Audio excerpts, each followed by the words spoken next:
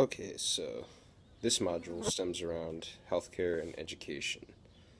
To start off with healthcare, we just had a guest speaker in our class last week. I learned a lot of things from that presentation that I actually didn't know. One of the main things that caught my attention was when he mentioned Obamacare.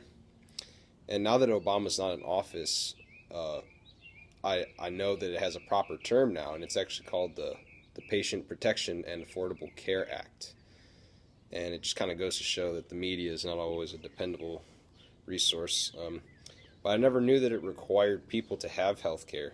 And I was surprised to hear stories of people who had taken hits in their financial situation based off of healthcare charges that they had to pay just for having healthcare and not being able to afford it.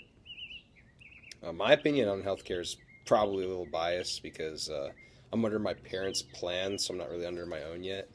So I've kind of reaped the benefits without ever having to be under too much financial stress.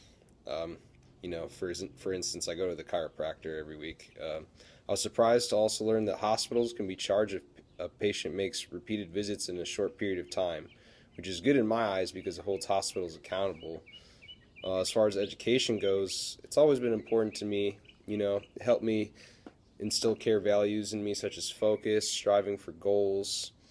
Not only did I gain basic knowledge that is useful, I was also able to learn how to be social, and it was where I've made a lot of my friends I'm still friends with to this day. And of course, school becomes more of a financial burden the older you get, but in my opinion, you're rewarded in the long run for the work that you put in.